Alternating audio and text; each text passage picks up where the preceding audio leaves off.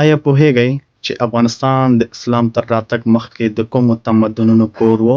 راځئ چې د خپل تاریخ پټ رازونه یوځای وپیژنو. افغانستان د نړۍ له لرغونو تمدنونو څخه ده چې زرګونه کاله پخوانی تاریخ لري. آریایان چې د افغانستان لومړني اوسیدونکي ګڼل کیږي، د اور عبادت یې کاوه او زردشت یې دین و. د اسکندر مقدوني پوځونه د افغانستان د سختو غرونو له امله ډیر کمزوري شول او دلته یې د یوناني بودایي تمدن بنسټ کېښود. د بامیانو بودا مجسمې چې د نړۍ تر ټولو لویې ولاړې بودایي مجسمې وې، د کوشاني امپراتوري په دوره کې جوړې شوې وې. کابل شاهیان چې د اسلام تر راتګ پورې واکمن وو، د بودیزم او هندویزم پیرویان وو او د دوی پوځیان په جګړه کې فیلان کارول.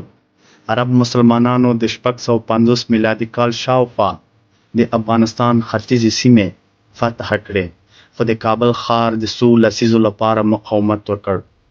اسلام افغانستان ته یوازې د جګړې له لارې نه، بلکې د صوفیانو، علماو او د سوداګرو له لارې هم خپور شو چې د خلکو زړونه یې وګټل.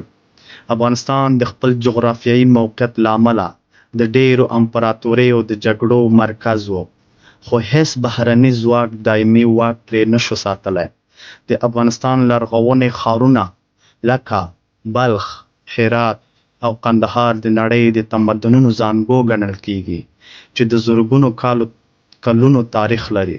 د اسلام تر راتګ مخکې افغانستان د بیلابیلو عقیدو، کلتورونو، امپراتوریو کور و، خو له اسلام وروسته د اسلامي تمدن یوه مهمه برخه شوه. السلام علیکم.